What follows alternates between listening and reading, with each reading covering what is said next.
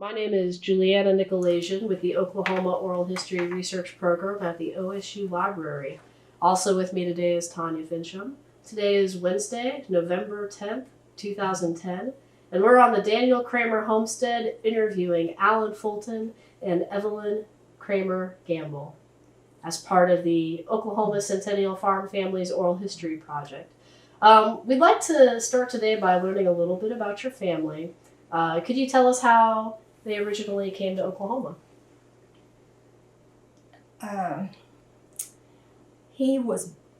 Grandpa was born in June 14th, 1871. And at that time, they lived in Rosamond, Illinois, Rosamond. His parents came to the United States from Germany, but the children were all born he was born in the United States, and all their children were born in the United States. And I need to drop down here. He bought a retirement from Asa Brown, A.S.A. Brown, on October the 10th, 1895. Mr. Brown had lost his wife in childbirth on April the 12th, 1895, and did not want to stay on the homestead. So Grandpa settled upon the establishment, his residence, prior to April 1st, 1896, settled upon and established his residence prior to April 1st, 1896. Improvements, now do you want me to get involved in that too? His,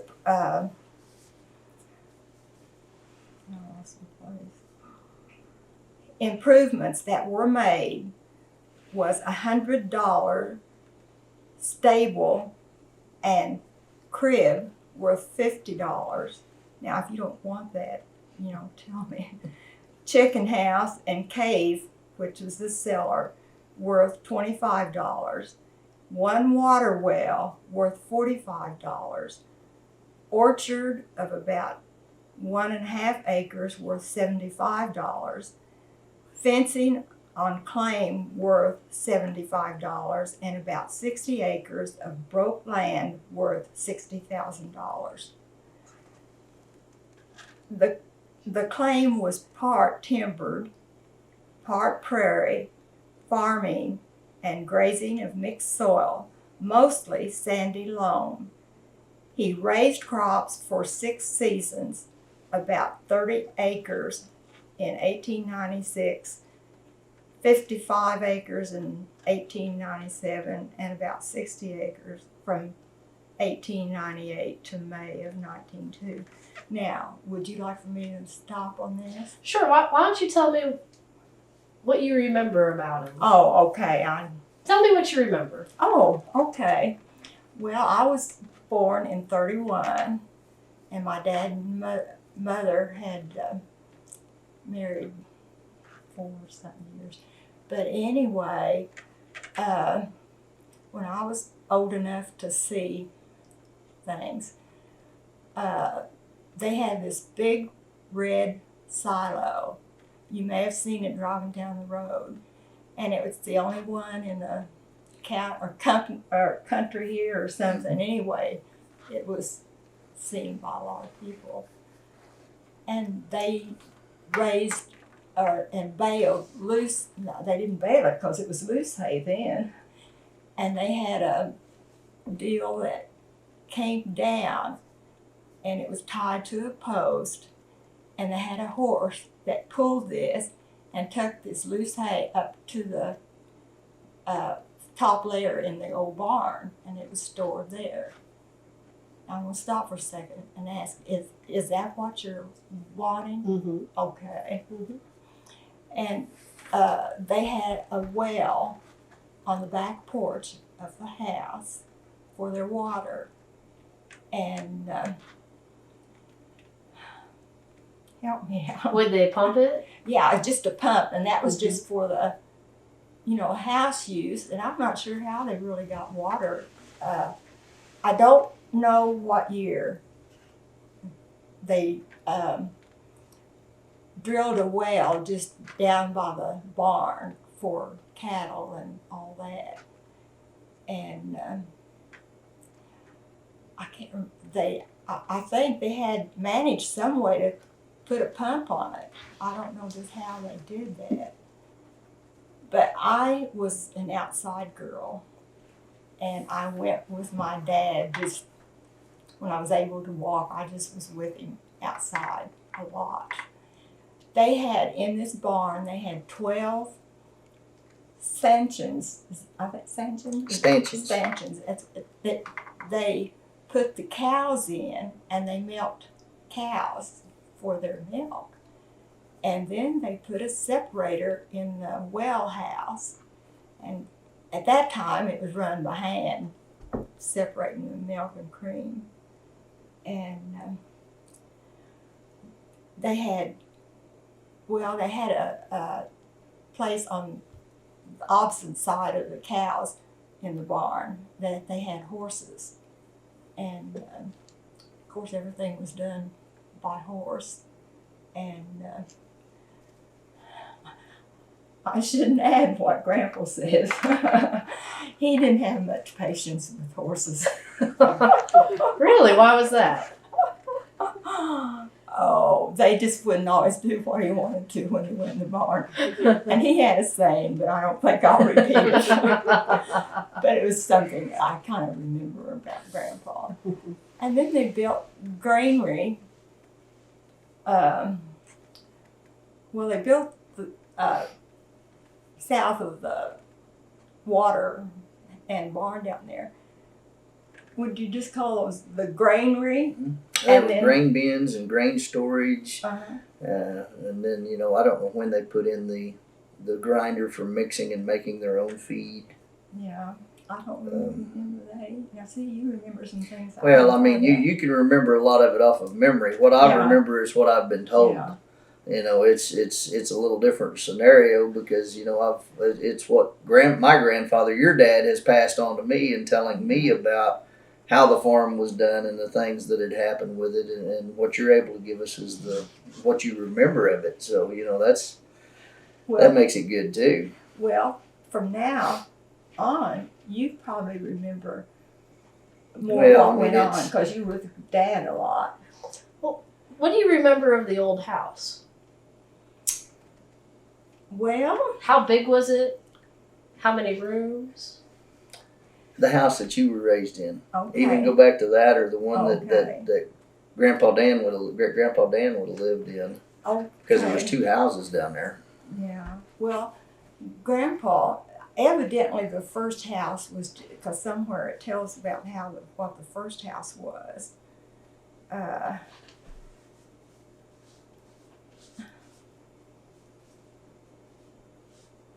I don't pick it up real soon. I don't know if that part, you can still see the rock bedroom, and it's on this end. And it had an upstairs. And all I know is what was there after I was born. I didn't see what Grandpa had or anything. And then they had a nice large dining area, and they had a nice kitchen. When one of Dad's brothers worked in a carpenter shop or something in Tulsa, and he built the cabinets for them. But in later years, they rebuilt them because these first ones had glass doors in them, and they didn't have when you saw them, did they? No, the old original. I remember the old original cabinets. Okay. There were some of those still around. Yeah. Now, the house that you were raised in, wasn't it the old white house, the long running house? Did y'all live in it at all, or was it the other big house over there? Mother and Daddy lived in the upstairs the first few years they were married, but they built Mother and Dad a house, and that was the one I was born in. It was the new one that went this way. I don't think you ever saw it. No, I've never Okay. seen that. When my grandparents were both gone, Mother and Daddy and family moved into, we called it the big house. And Grandpa was still alive then, and he lived in the bedroom that was below the upstairs in the rock part. And by then, they had built a bathroom right in that part of the house that Grandpa could go from his room right into the bathroom. And there was a hallway between the two rooms, his part of the house and then the kitchen, the dining room. And there were, that south end of the house, when they rebuilt it, at first it was the living room, and it had 2 bedrooms on the north side. So you probably don't I remember. don't even remember that part. Yeah. So, Did it have electricity? well, I think it must have been about 42 when they got the Indian Electric, because Dad helped get that. So when you were younger, no electricity. Well, it wasn't too long after that, and that was way before you ever saw the engine down in the shop. Yeah. Dad had some kind of a battery run, Generator that would Generator. produce electricity. and so we did have electricity. Wow. I can't tell you what year it was, but And what would it power? well, we had lights. There was a light in the barn, a light in the pump house. Did you have an ice box or a refrigerator? Grandma in that house had, it was something, they didn't even call it a refrigerator, I don't think, but it ran that somehow. And so we were able to keep things. And then I can't remember when we got the first electric refrigerator. That's been a long time ago. What about the washer? Oh, that was a fun time. Daddy built, but I don't think they had it I don't think it was one of the first things, but anyway, Daddy built a wash house, and it had, I'm not sure how it ran. Was that the wash house and the canning house? Yeah. Because I remember the old hand ring wash machine that used Yeah. to sit out there in the corner of it, but that's Yeah. where they did all the canning too. So. Yeah. And of course, we didn't have hot water tanks and all then. And just outside the yard gate, do you remember they had a wash tub? They were kind of oblong, and they built a fire under it and heated the wash water, and then took it out to the wash house. I'd even forgotten about that. Senior. Well, what about bath time? What was that like? Oh, well, it was Grandma and Grandpa had the bathtub in that bathroom, and I think you just carried water in, heated it, and carried it in. Mm-hmm. And they had a stool at that time and a septic tank, and it drained after that. But before we moved back into the big house, the house that Daddy had built for us was a really nice house, but it was very small. And that other house that you see that went north and south, Mhm. okay, that was a house up on Juanita and Royce's farm. They moved down from the old Cushman place. They moved down from the old Cushman place and set it up there, and we made a walkway and a porch so we could be under shelter when we walked into that, because that was where our bedrooms were. And prior to that, when his mother, my sister, was born, we had a bed in the living room, and Mother and Dad had a screened-in porch opposite the kitchen and it had a canvas, something to shut out the cold, which wasn't a whole lot. It was screened, and in the wintertime they had this whatever it was that covered the windows. And they slept out there with lots and lots of blankets.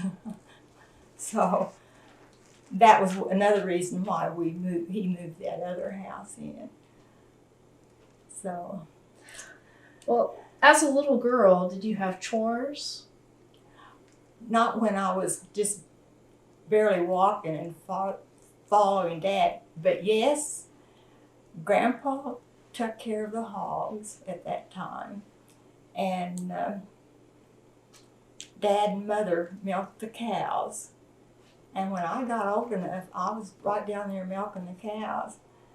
And I know my sister wanted to learn to drive a car, so I had to be getting up around 16 or something. And she never helped with any chores outside, or she was the house girl with Mother, you know. And I told Daddy, that isn't fair if you let her learn to drive. I said, I had to learn to milk cows. And I said, whenever she milks cows, and I don't think she ever milked cows. So, you know, it was just little fun things there.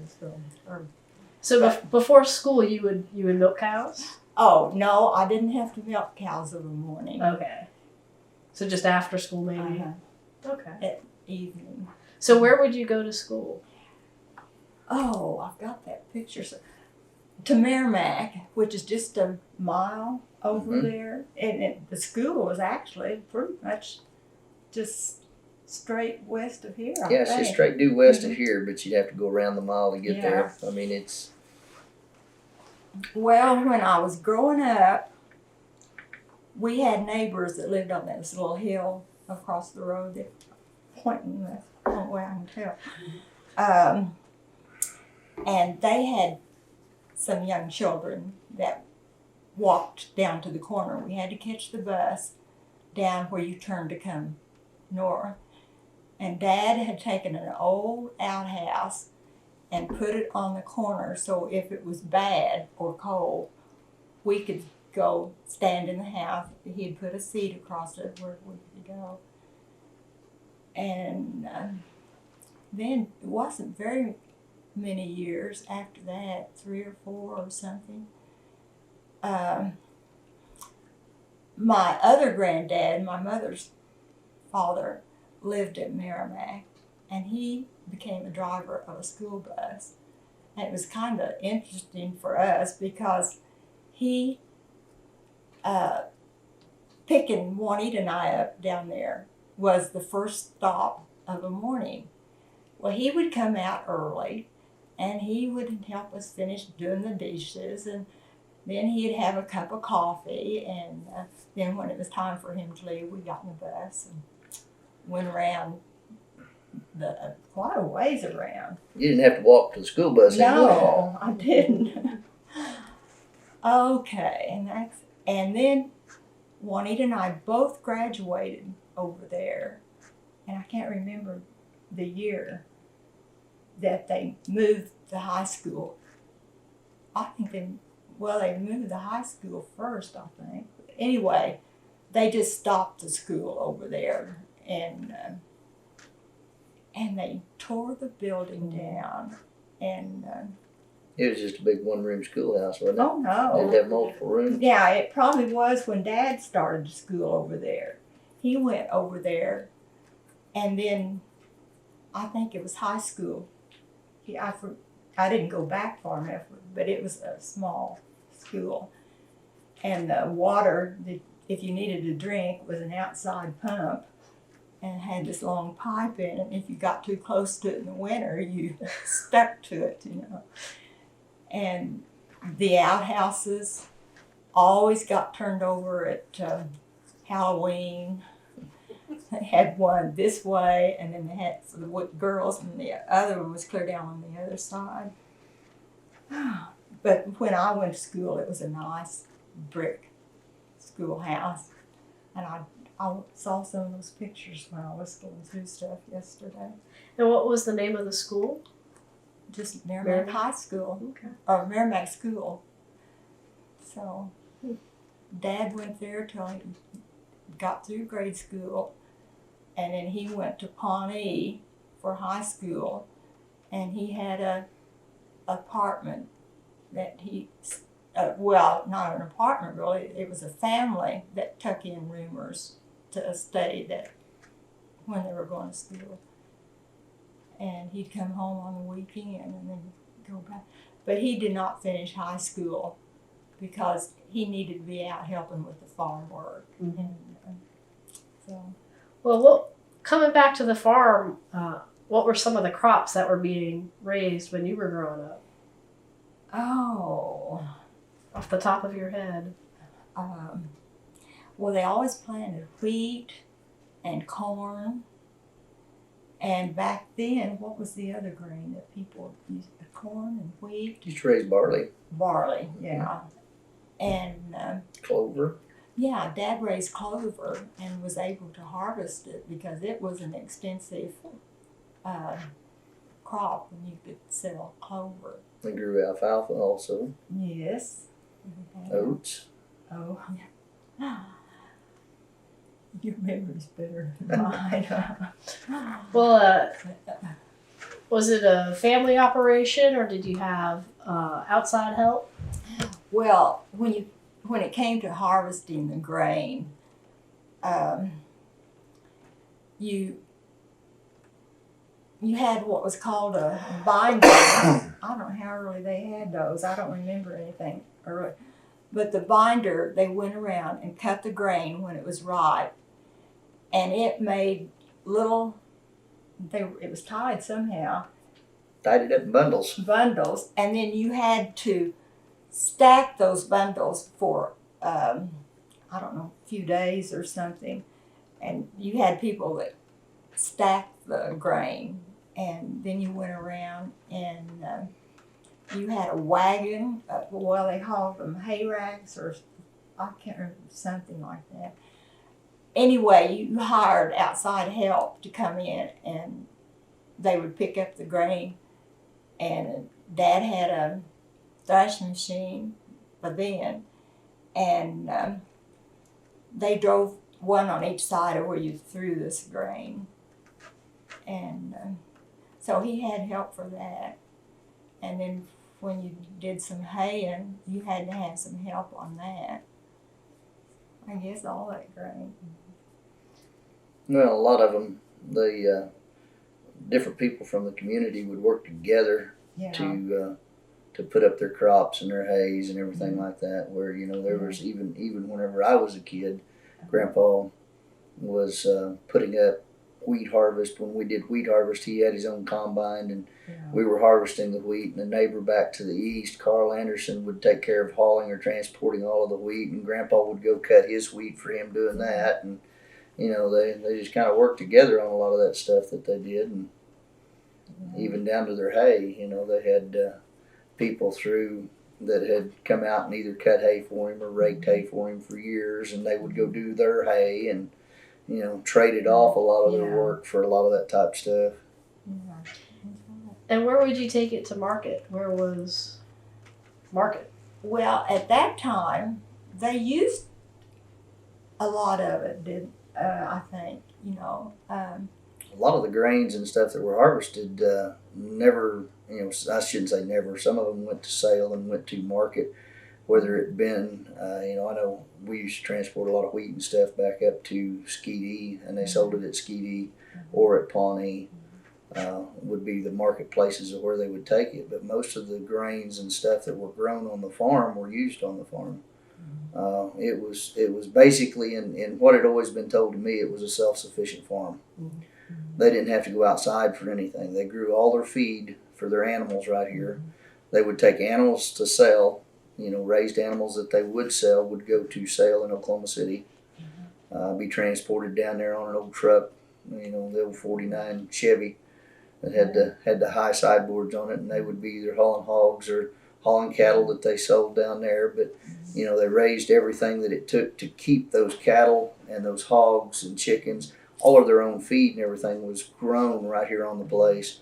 Well, they had. How often did they ever go to town to get anything? I mean, even back Well, at that time, back when you were milking the cows and stuff still. see, they had grocery stores over in in Meramec, and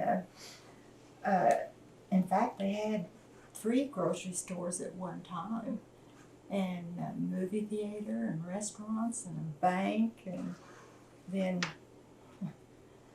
That time you weren't very far away from town. Town was just a Yeah. mile away. yeah, so The railroad go through Meramec. yes, and they built the big lake over there, so the railroad could get water. And they had a big, one of the places that the railroad stops and people can get on and off. Depot. Depot. Mhm. You have to pardon my senior moments. Oh, you're fine. Oh. So it happened in Little Town. Yes. It was a very big oil boom town. Mhm. Meramec was. Yes, it was. So when you'd go when your mom or grandma would go to town, go to the grocery store, what were some of the staples they were buying? Well, at that time, they were making butter here, and they'd take butter over and sell it, and they would take eggs over and sell them. And I can remember when they first were able to buy store-bought bread. I guess they got it from a bakery. I don't know how they got it because I don't remember that. But it was a big deal when Grandma bought a loaf of bread, and she'd let us take a slice out before we ever got home. It was something else. And other than that, I can't really remember exactly what they did buy. I was still pretty young. What did you like better, the store-bought bread or grandma's bread? Oh, I think it was just the idea of the store-bought. I think homemade stuff, is hard to beat, but they churned the butter. His mother loved butter, and we caught her one day when she's younger than I am, and the churn was big, and it was on where you turned it by hand, and then taking all the butter out and made butter and in little squares, and she was out there trying to get in that churn and get some more butter. You'll have to tell her about that sometime. Well, just for a frame of reference for me, Okay. Daniel Kramer had how many kids? He had 5. I've got it down somewhere. I think it was 5. I think he had 4 boys. Lloyd, Ted, Dad, and Dale. That would be 4. And the oldest one was a sister. And did they all live on the farm? Well, until they grew up enough to go to work. And your father his name was? Herbert. Herbert. Okay. And Herbert lived on the farm? Yes. And none of the other children stayed at the farm. Dad lived on it and helped. Well, Grandpa was, when I first remember Grandpa, he was getting old enough that he wasn't really able to do much farm work. Mm-hmm. And none of the others wanted it, so Grandpa deeded Daddy 40 acres that he could call his own. And then Grandpa, all that's in the other homestead papers. Mhm. Then he later just deeded all the farm down here to Dad. And was it 160 acres? Eventually. Okay. He started out with 40 and then I think 80, but he got the 160. Actually, I Well, think the it was- original original. deal that Daniel Kramer, great grandpa, would have had was originally 160 acres. Yeah. And it's still that's still what it is today, is 160 acres. Now, your dad married? Yes. My mother's name was Maudie, Maudie. Maudie, and her maiden name was Allen. Okay. And she was well known for her cooking, and she was always there to help somebody, and the other members of the family knew what a good cook, and it was nothing new to come home on Sunday from church and Mother have dinner about ready, and here'd fly in some of the family with their families for dinner, unannounced. I'll get back to her and her cooking in a second. And then, how many children did Herbert and Maudie have? Just Juanita, his mother, and I. Okay. Just two. Two girls. Uh-huh. Okay. Okay. And Peyton is the only great grandson, so he's been kind of special.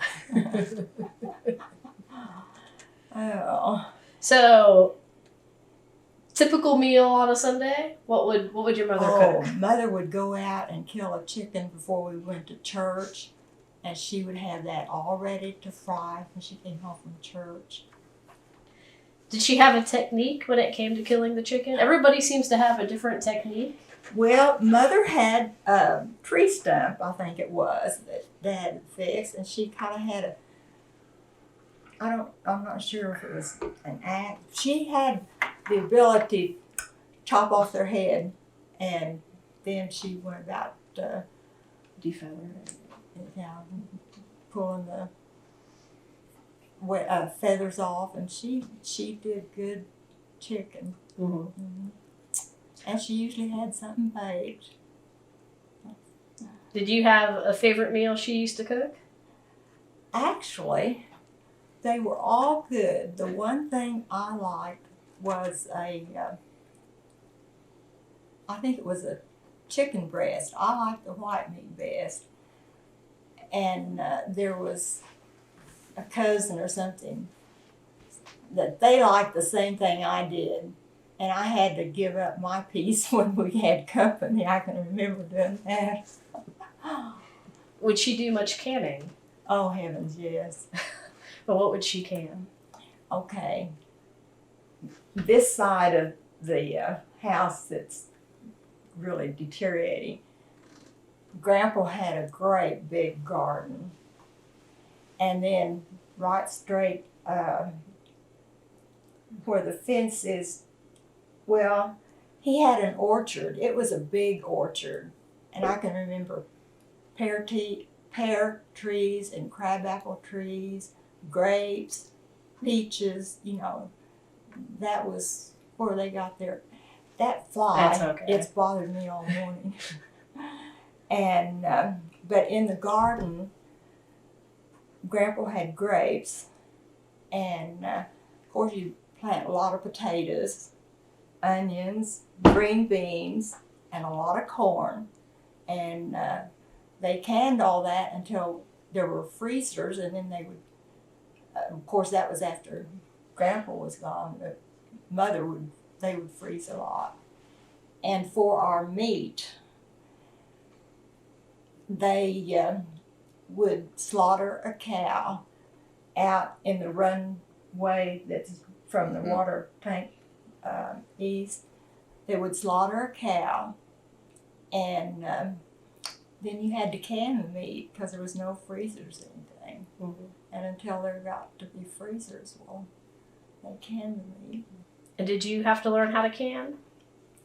Well, I had to help can, Mm-hmm. but that was not the meat. It was later when we had all that garden stuff. Mother's sister would come up and they'd can so they could get some veggies. And Grandpa planted watermelon and cantaloupe.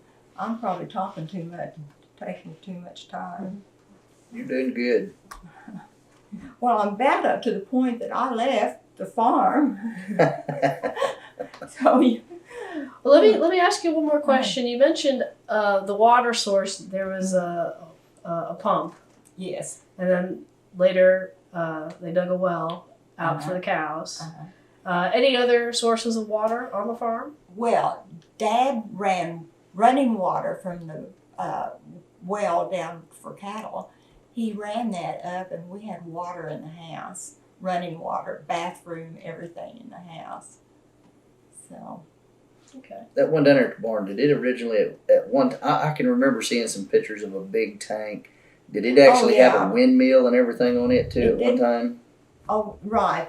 That's how we were able to get water It to was the house. a windmill pump Uh-huh. that originally started pumping, Yeah. and then had a big overhead tank and stuff up there that they kept the water in. That's been so long ago. But I mean, that was the original Yeah. type of pump that Mhm. actually pumped that well, was through wind power. And every once in a while, Dad would have to climb up there and kind of clean it out or something, So. Yeah. Well, Alan, as a little boy, what do you remember about the farm? What are some of your early farm memories? It was always a fun place to be.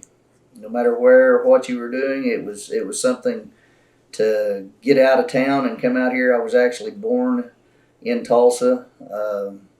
My mom and dad lived there for a few years. We moved here in 1972. Lived on the farm just to the north of here.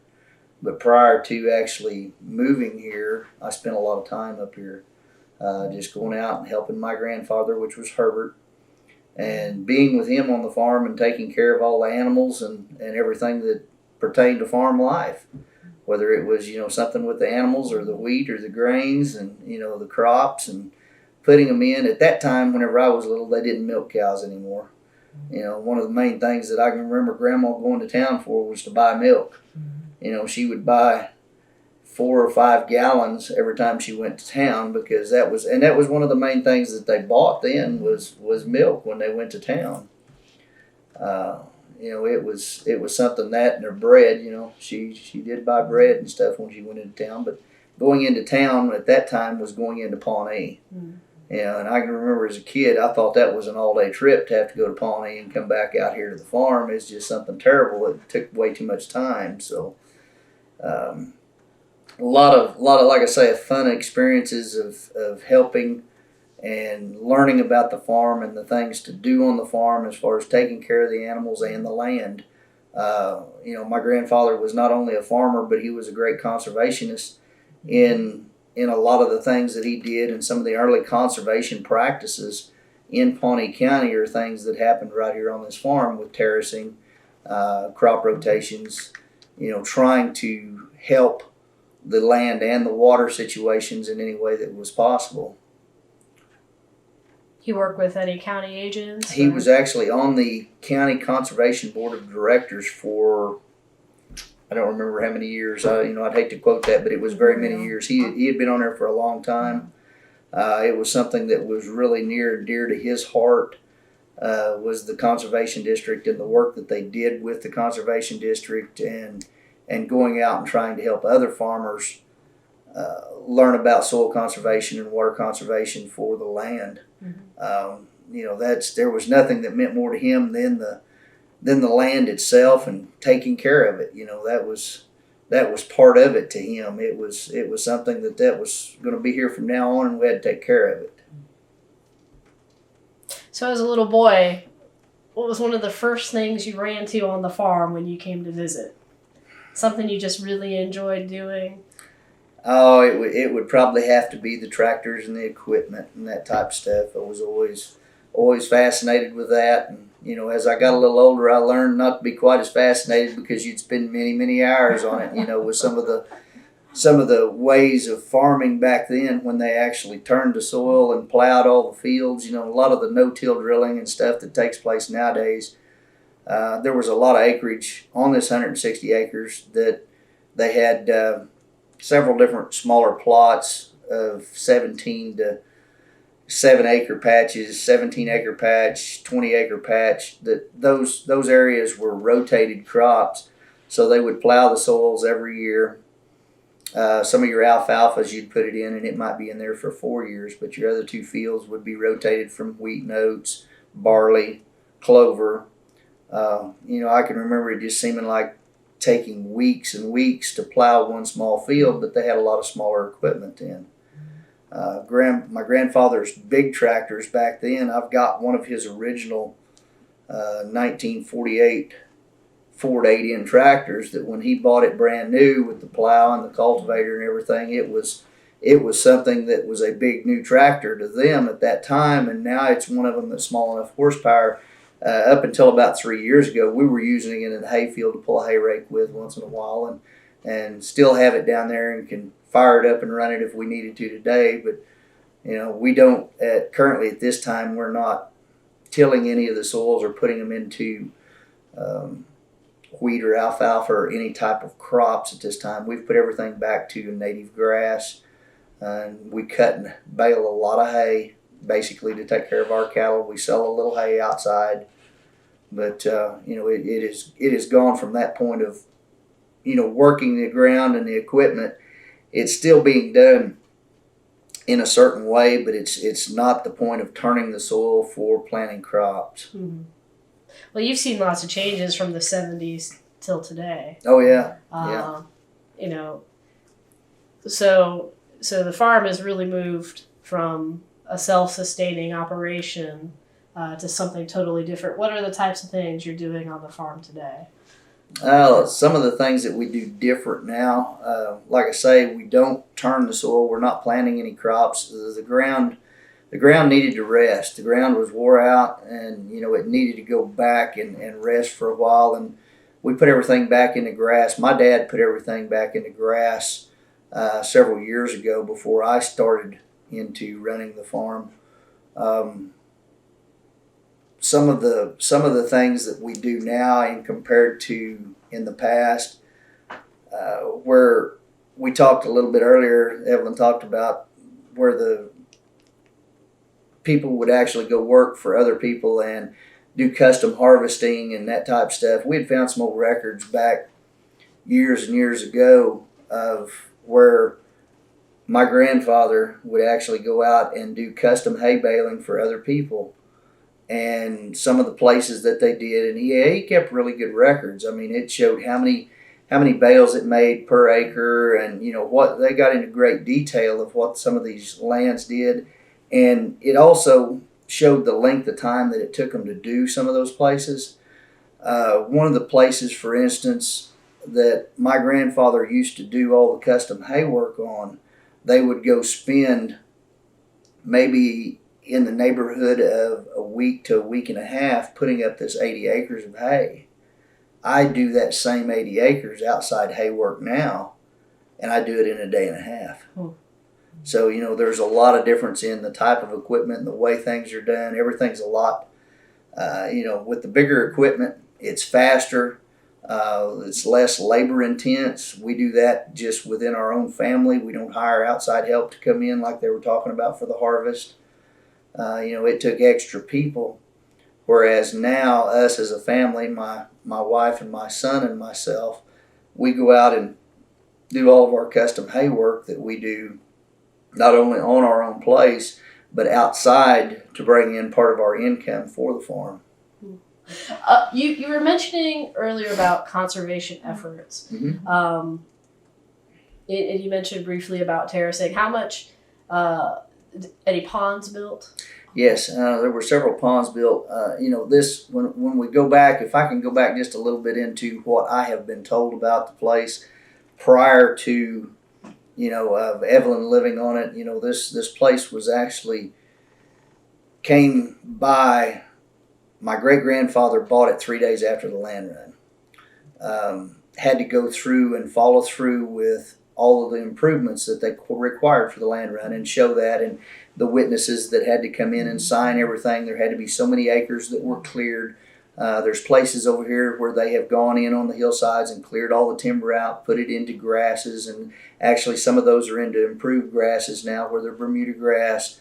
There was ponds that were built for livestock water.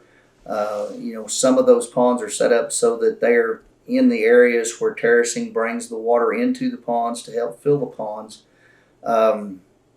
This place does not have that many on it.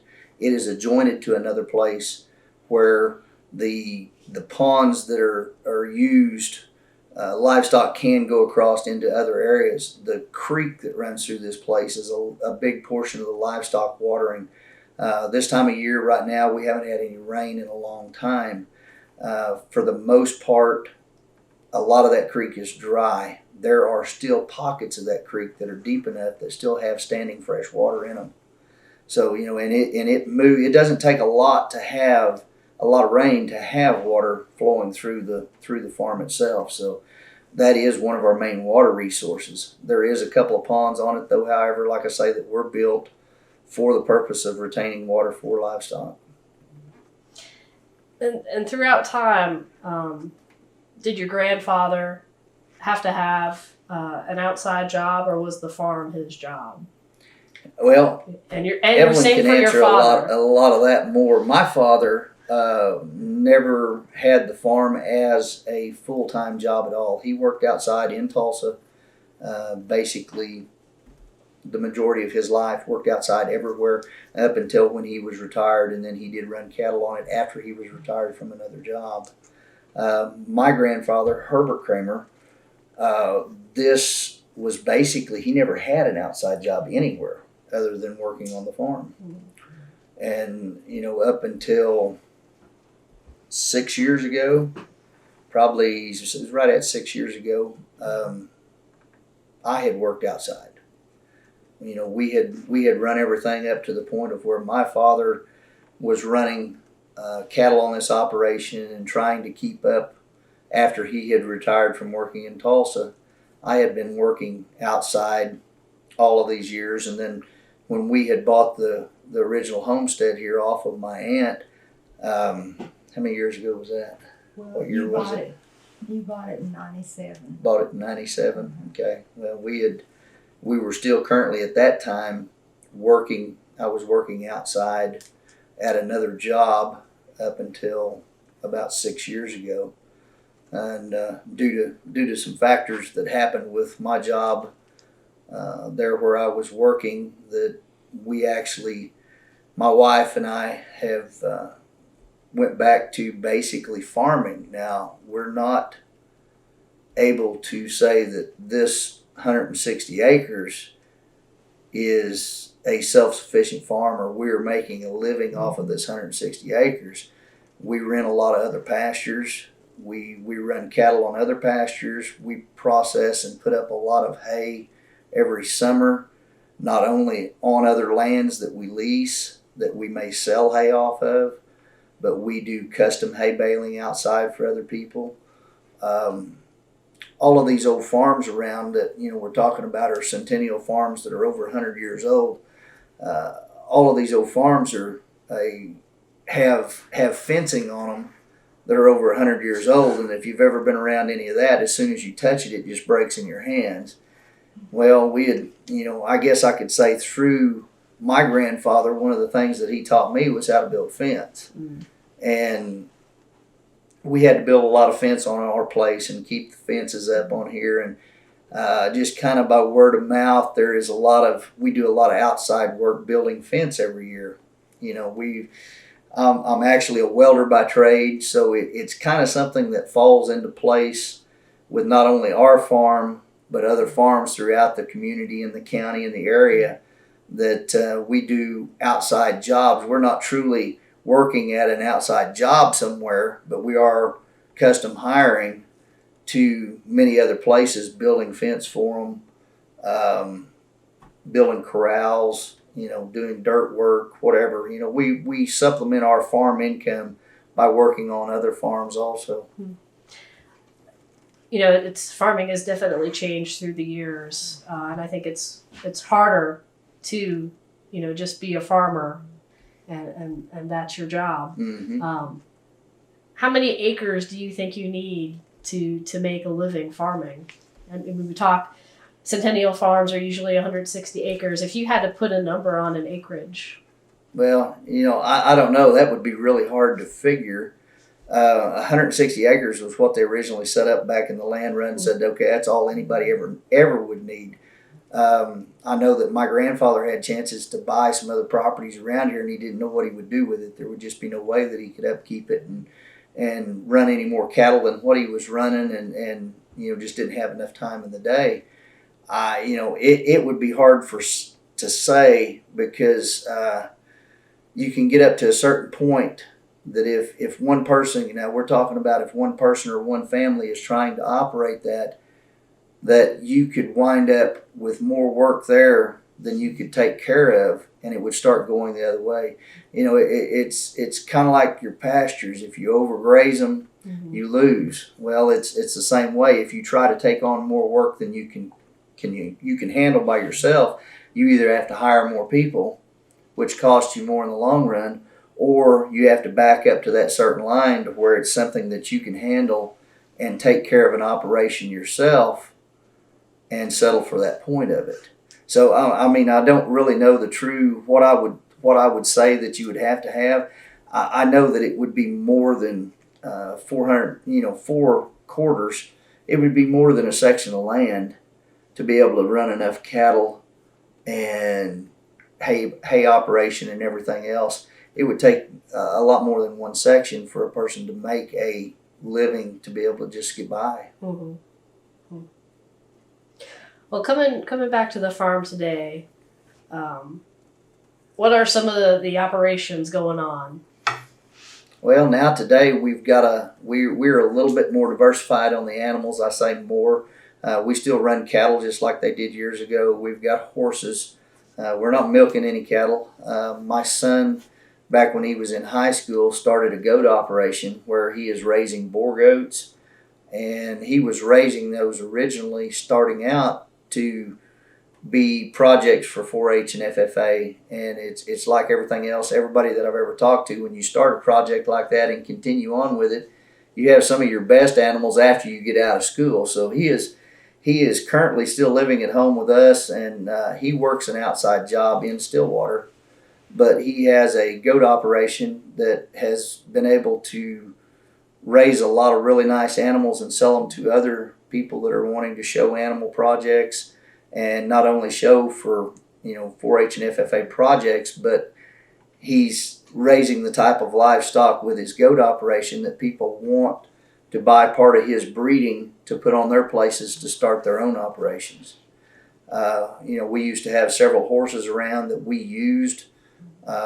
We've got away from using the horses as much. We do have one horse still on the place that we could go throw a saddle on and go chase cows if we needed to. Nowadays we go get on the quad and push a button and fire it up and go chase cattle on it. It eats a little bit of gas, and it's a little easier to catch most of the time than what the horse was. But we use a quad a little bit more out in the pasture as far as getting around instead of doing it on horseback.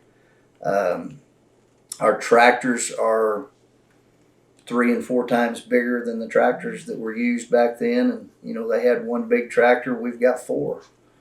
So it's and at the same time, when you get back into some of the equipment that they had back then, that you're looking at, some of the tractors were maybe $1,000 to $2,000 tractors. You're looking at tractors nowadays that are $20, $30, $40, $50,000 tractors. Yeah. So and your hay equipment the same way. So it's something that not only size wise but dollar wise has really increased a lot. It takes a lot more to be able to manage and have the equipment. Not only the equipment, but then you get into your fuel cost, your fuel and oils and stuff. Back years ago, they never thought much about it. They brought fuel in here, and they had an overhead fuel bin that they ran the tractors on. A lot of them ran on propane, and they didn't use a whole lot of fuel. But they nowadays, whenever you go out there and you have a big overhead bin, and in 3 days you use all the fuel and you have to order more, it gets expensive. So it can be a costly expense. Well, you're also running cattle? Mm-hmm. How many head? Right now on this place, this 160 acres will normally handle about 20 head. And that's with our areas that are cut off that we have for hay areas. And then, like I say, my wife and I, we run cattle outside of this 160 acres and continue on with that operation and just expand as much as we can that we can work with and still have enough time to manage it and take care of it. Who gets to pull the calves? Who gets to pull the calves? Uh-huh. Whoever's there at the time. That's always the big thing. We've been very fortunate. We've had to pull a lot of calves. We we do have to do that from time to time, and it's like anything else. If you have to call the vet up, it costs you a lot of money, so you learn to do a lot of your own vetting yourself. You take care of the animals in any way that you can, whether it's calves or goats. Mm-hmm. And you think pulling calves is hard, you'll try to pull a few goats. I can only imagine. Any other livestock on the farm? No, that is really the only livestock that we have on the farm now. Well, yeah, my wife does have the miniature horses as a hobby that she really enjoys, and just got into that in the last few years because, like I say, we'd kind of she had been riding horses all of her life and been around horses and had them, and we got to the point we weren't riding them and using them as much. But we do have some minis out here that make great pets, and she's got one of them that's broke to pull a cart now, and it's a great lot of fun. Well, what are some new structures on the farm since it's been in your hands? Since we've been here, the new structures are the houses that we are living in. We have one garage up there at the other house. We do have a barn up there that's a 30 by 40 barn that was originally built for livestock use as far as stalling horses in and show calves and that type of stuff when my son was going through school. We still currently use it for horse stalls and goat stalls and put a little bit of hay in it and park vehicles in it if the hailstorm's coming, And basically, that's the only new structures that we have on the place. Mineral rights ever been a factor? There's a little bit of mineral rights that, as far as the family, we do own on the place, but not a lot. There were some wells that were drilled on here years ago. One of the wells is probably not, it's within 100 yards of where we're sitting right now. Mm-hmm. Those wells were all dry holes, capped off, and nothing done with them. That was the only mineral that was ever done on it. Yeah. You remember them coming by when you were a little girl with the mineral rights, trying to drill? Yeah. Mm-hmm. Well, I think I was still here. When they drilled one up on Juanita's farm. On the other place up there was one drilled right next to the road. Just right out here. Yeah. There was one right out here, and then there was one south of where our house is up there. Yeah. But none of those, came to play with anything that was any good. There's a lot of wells around the area. Originally this was an oil boom area. Some of the history that I've read about, one of the largest wells in the area was between here and Meramec, which is less than a mile, on part of the old Adler farm, wasn't it? Part of the Adler farm. So, one of the biggest wells in the area. So, well, you're doing a lot with the farm now. When it came into your hands in '97, did you intend for it to be kind of you'd work another job and then just run the farm, or were you really intending to come back and work the land? And well, at that time, I can't say that I truly intended to come back and try to work the land. It's something that I guess it's from the first time I was a little kid up on the farm and digging in the dirt with your hands, and you get it underneath your skin just a little bit. It's kind of a part of you, and you enjoy that type of stuff. It's a totally different way of life compared to working out for a big company or something like that. It is a different type of life that you have to live. It can be stressful at times, but it's not near as stressful for working for big corporations. Mm-hmm. So, and it could be, you could take one and grow it to whatever point you wanted to. Like you say, when you talk about making it bigger, you could, depends on how far a person wants to go and how deep in debt you want to be.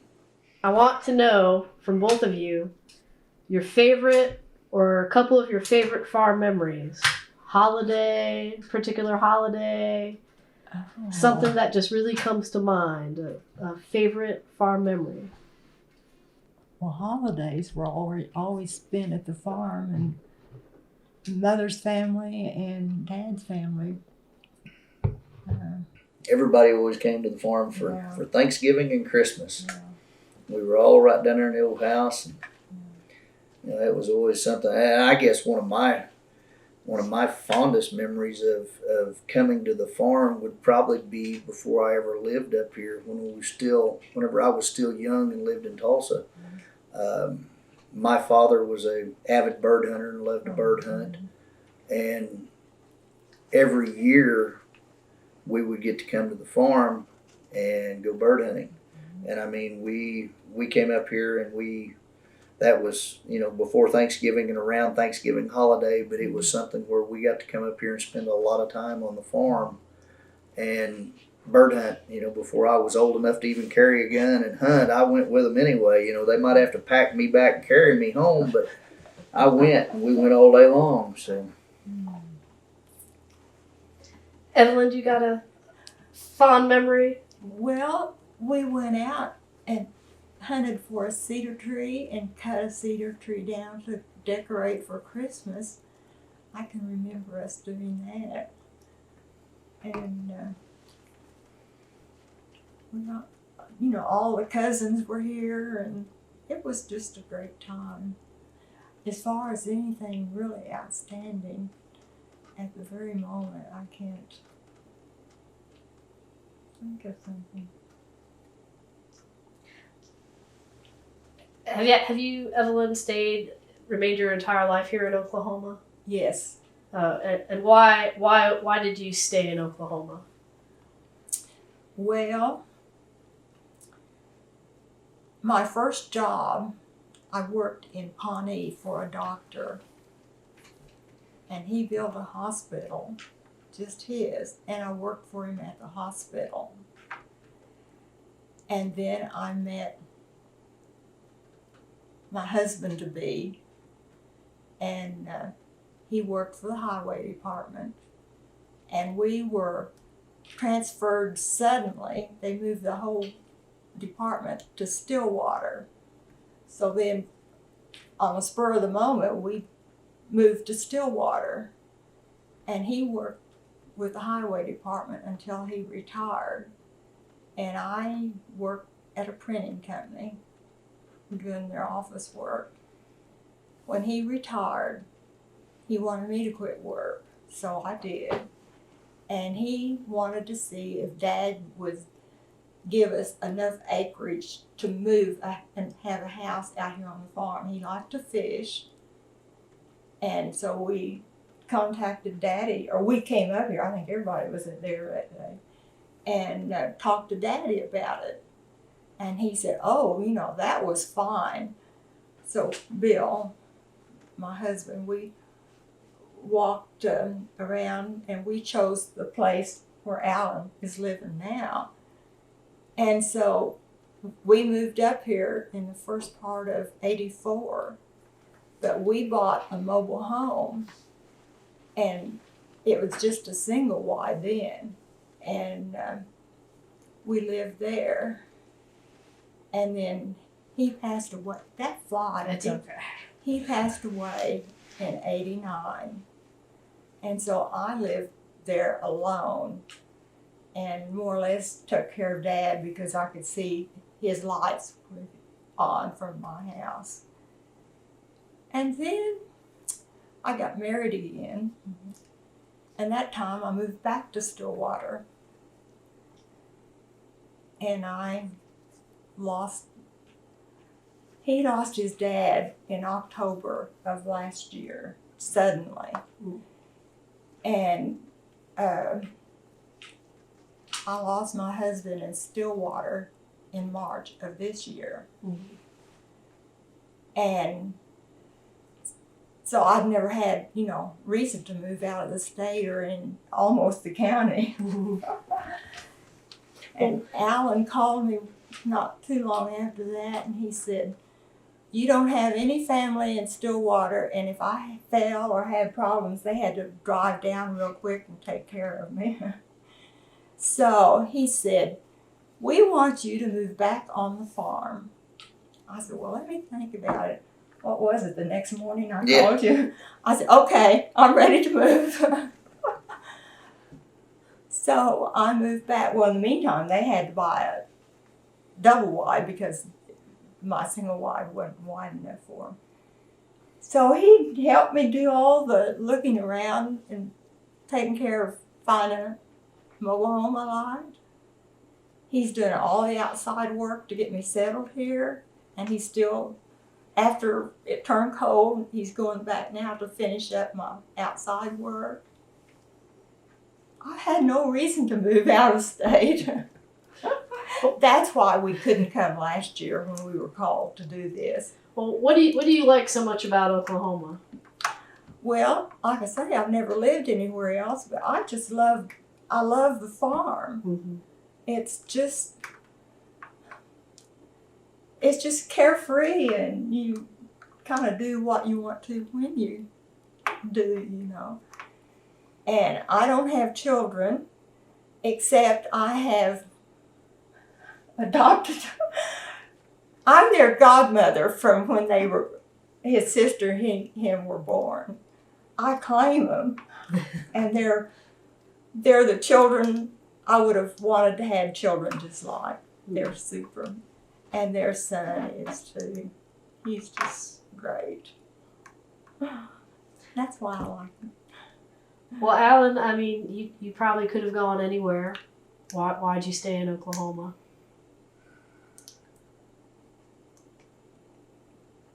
Family roots, I guess. Mm-hmm. You know, just it's always been home. You know, like I say, it was something that I guess my grandfather instilled in me is the land. The land is a part of your life. You know, we say we own this, we don't own this. We're just renting it and taking care of it. You know, it belongs to God, and it'll all go back to God one of these days. But right now, we're the caretakers of it, and we try to take care of it the best way we can, and it's something that we enjoy doing. You know, it's kind of like driving up there in that out in the middle of a herd of cattle. You know, you get out there, they make a lot of noise. It's hard to hear, but every one of them's glad to see you. Mm-hmm. You know, it's not like driving into an office and picking up a phone and everybody's mad and got something to gripe about. You know, they're always happy to see you when you show up. So, but you know, it's just the fact that this is a place we call home, and it's a part of our life, and it's near and dear to our heart. Well, what do you see the future of the farm in the next 100 years? What do you see happening? Well, hopefully our son will continue on, and when this farm was received its centennial status from the state, my grandfather was still alive, and when we went up there, he was in a wheelchair. We took him up there to receive the award for it and all the centennial stuff.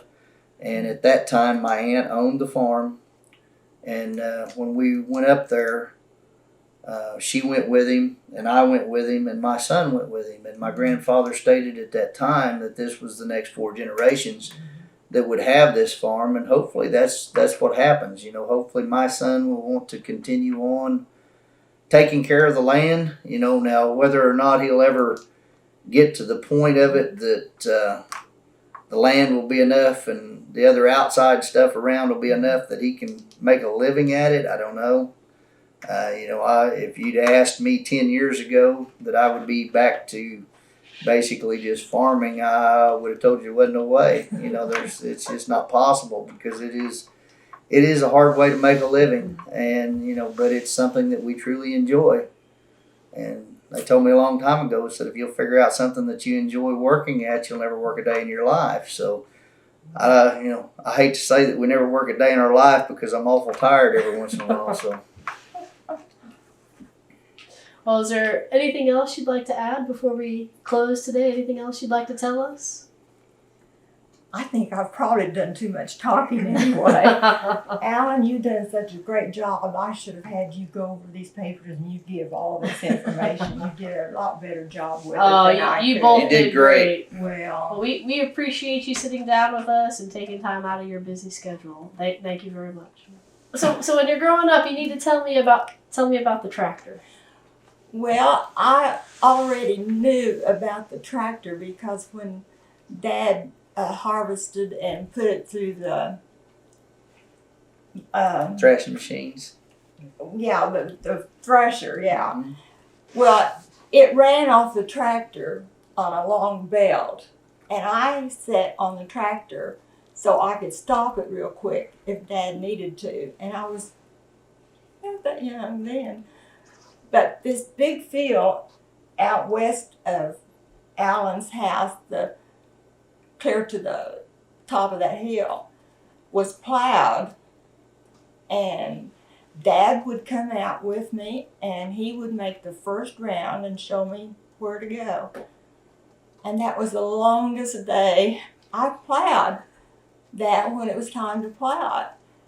And I rode on the combine, not the combine, the first old binder. Is that what it was called, the first one? Dad had someone driving the tractor, and he sat on the binder. I really didn't drive the tractor then. But I would go to the field with him, and there's a little platform, and I rode on that platform hanging on to Dad. I just went because I liked it. You're about 11 years old, you said? Well, I was 11 when I ran the tractor and plowed. I was younger when I rode on the tractor with Dad. And when you were 11, why were you helping out a little more? Because he couldn't find help then. You know, there was just no... What was going on? Well, it was the time of the war, I think. And there weren't people. It was fun for a little while, and then, you know, but I always went out to Dad with Dad on weekends or something when he was cutting down wood for burning wood in the winter. So. What year were you born again? 31. 31. October 31. Okay. So you were born right around the Great Depression. Yes, but I really don't remember, right. That much about it. Right. So Alan, I want you to tell me about the first time you drove a tractor. One of the first times. I don't know if it was the first time or I rode on the tractor fender for years, just going out with my grandfather, whether we were cutting hay or plowing fields. But when I got big enough that I could actually push the pedals in and operate the tractor, my grandfather had always told me, he said, first thing you do is you make sure you drive through the center of the gate. No matter what, you get that tractor over and drive through the center of the gate so you don't tear anything up. Well, he forgot to add into that if the sickle mower was on it and it was sticking out on that one side, that you needed to get over, because he pulled up to a wire gate one day and I thought I was sure enough big enough to drive the tractor through the center of the gate, so I just jumped down in the seat and he opened the gate up and motioned for me to come through, and I just cut the fence post off and just broke it off. So the next day we spent the rest of the day fixing fence. So I got to learn a lot about fixing fence on that same day too. So, but that was one of my fun recollections of learning to drive a tractor. The first times that I did drive a tractor. You never got into any mischief on the farm, did you? Never. Uh-huh. I guess one of the my grandfather was somebody that I always looked up to. I had this one time that I had this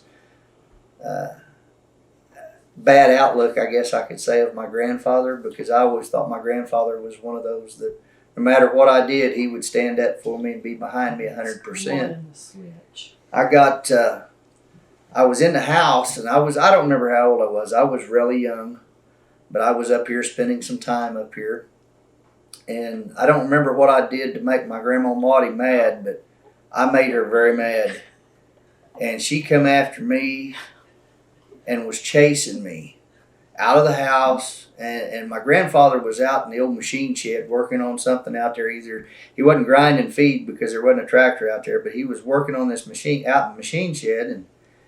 And I can remember Grandma slowing down just long enough to get a peach branch switch off the peach tree. And I wasn't sure, but I was pretty sure that if she caught me, it was going to be a painful experience. So she was chasing me, and I was doing pretty good outrunning her. She didn't move very fast, but she was chasing me around that machine shop, and I just kept hollering at the top of my lungs for Grandpa to help me. Come help me, come help me. And, and I'd run by that door. I know he was in there. I could see him, but I just had to keep running. I couldn't stop. And after about the third or fourth time of going around the machine shed, he just stepped out and caught me. And I thought, boy, I'm safe now. And then he just handed me to Grandma and turned around and walked off. So I got the other end of that peach tree switch and got to spend the rest of the day sitting in the house. So that was I don't know whether that was a memorable experience or what you would call that, but it was definitely an experience. So